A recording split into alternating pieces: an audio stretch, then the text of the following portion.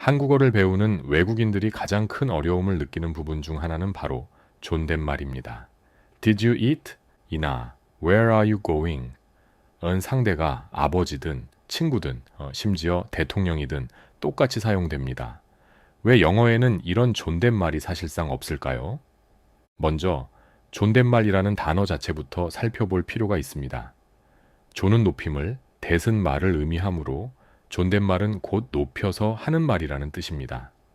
한국어에서 존댓말은 단순히 몇몇 단어를 바꾸는 수준을 넘어 단어 선택, 어미 형태, 문장 구조 전반에 깊이 영향을 미칩니다. 예를 들어 기본적인 동사들도 존댓말이 되면 완전히 달라집니다. 먹다는 드시다, 자다는 주무시다, 있다는 계시다로 변하고 간다는 가십니다와 같이 어미가 바뀝니다. 뿐만 아니라 대명사도 마찬가지입니다. 개인적인 관계에서 너라는 표현이 쓰이지만 직장이나 공식적인 자리에서는 거의 사용되지 않으며 대신 선생님, 사장님, 본부장님처럼 직책을 이름처럼 부르는 것이 일반적입니다. 이처럼 한국어의 존댓말은 단순히 예의를 표현하는 수단을 넘어 관계의 위계와 사회적 맥락을 드러내는 복잡한 기호 체계입니다. 하지만 영어는 이러한 복잡성에서 자유롭습니다. 모두에게 똑같이 요우라고 부르며 한국어처럼 동사의 형태가 변하거나 특별한 존칭 대명사를 쓰는 경우가 거의 없습니다. 왜 이런 근본적인 언어적 차이가 생겨난 것일까요? 놀랍게도 영어는 처음부터 평등한 언어가 아니었습니다. 중요한 사실은 영어에도 과거에는 존댓말이 존재했다는 점입니다. 고대 영어에는 토우와 요우라는 두 가지 2인칭 대명사가 있었습니다. 친구, 연인, 가족 구성원, 하위 계층 사람들에게 사용되는 비격식적인 표현이었습니다. 오늘날의 한국어, 너와 유사한 쓰임새였죠. 상위 계층, 낯선 사람, 권위 있는 인물에게 사용되는 격식적인 표현이었습니다. 현재 한국어의 당신 또는 선생님, 사장님님과 비슷한 뉘앙스를 가졌습니다. 셰익스피어 시대의 문학 작품을 보면 이러한 토우와 요우의 구분을 명확히 발견할 수 있습니다. 당시에는 대화 상대와의 사회적 관계와 친밀도에 따라 둘 중 하나를 신중하게 선택해야 했습니다. 만약 상위 계층 사람에게 무례하게 터우를 사용하거나 반대로 친구에게 지나치게 격식 있는 요우를 사용하면 어색하거나 심지어 모욕적으로 받아들여질 수도 있었습니다.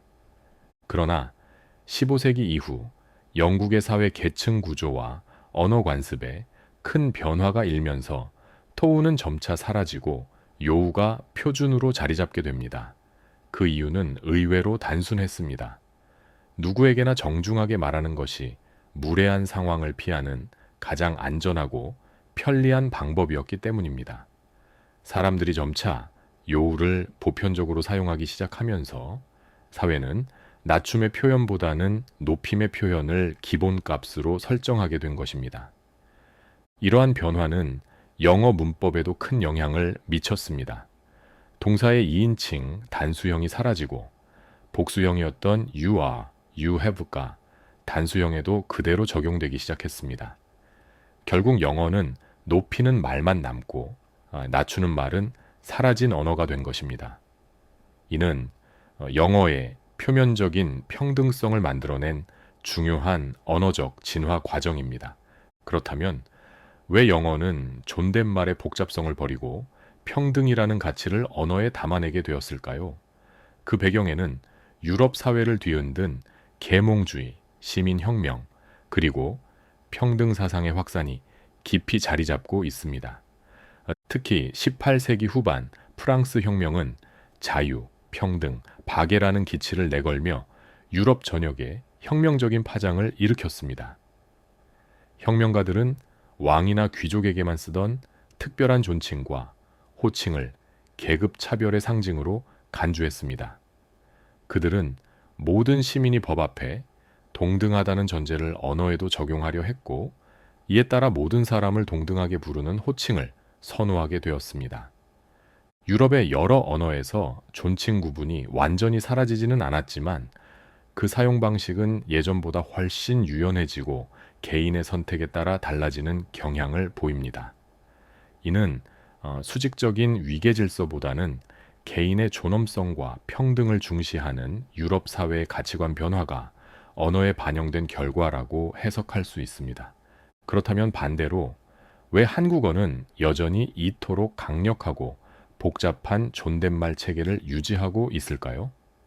그 이유는 한국 사회의 뿌리 깊은 수직적 구조, 유교적 전통, 그리고 강한 집단주의 문화에서 찾을 수 있습니다. 조선시대를 포함한 수천 년 동안 한국 사회는 나이, 서열, 관계에 따라 인간 관계의 질서가 엄격하게 정해져 있었습니다.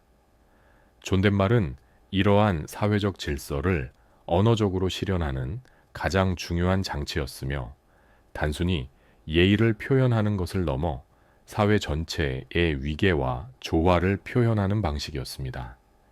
유교 사상에서 강조하는 장유유서와 같은 가르침은 언어 사용에도 깊이 뿌리 내렸습니다. 오늘날에도 이러한 전통의 흔적은 곳곳에서 발견됩니다.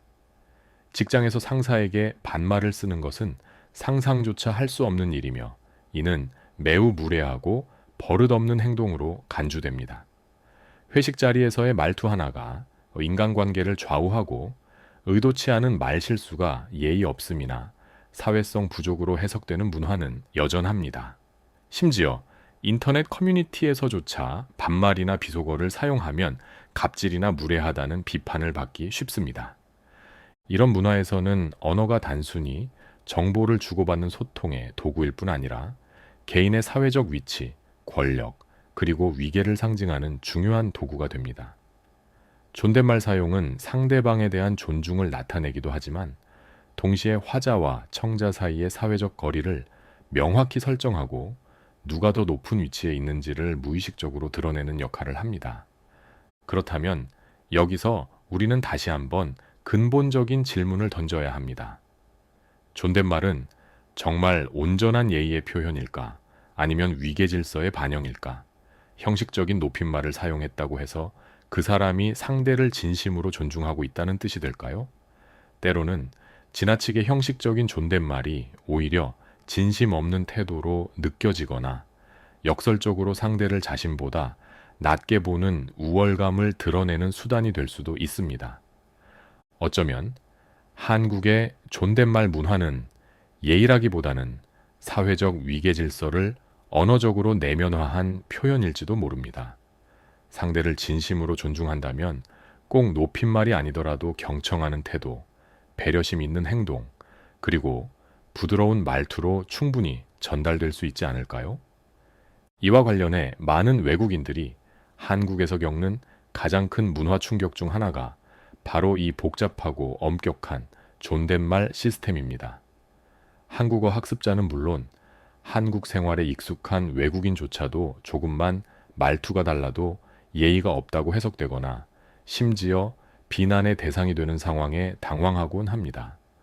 이러한 문화는 때때로 오해와 불편함을 만들어내며 진정한 소통보다는 형식적인 관계 유지에 초점을 맞추는 결과를 낳기도 합니다.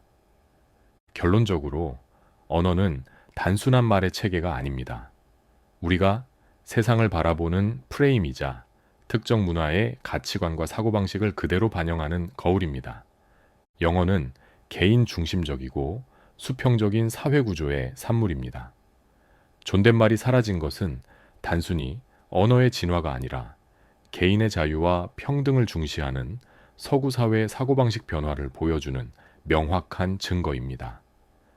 영어를 사용하는 사람들은 언어적 위계보다는 명확하고 직접적인 의사소통, 그리고 개인 간의 동등한 관계를 지향하는 경향이 있습니다.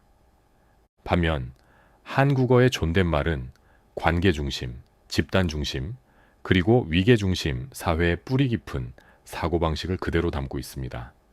한국 사회에서 어떤 말투를 쓰느냐는 단순히 언어 선택의 문제를 넘어 사회 속에서 내가 누구이며 상대방과 어떤 관계에 있는지를 규정하는 중요한 요소가 됩니다. 이는 한국인이 관계를 맺고 세상을 인식하는 방식에 깊이 스며들어 있습니다.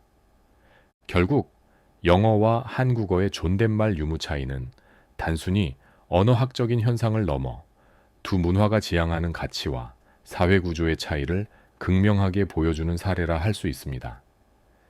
이러한 언어적 차이를 이해하는 것은 단순히 외국어 학습을 넘어 서로 다른 문화를 깊이 이해하는 첫걸음이 될 것입니다.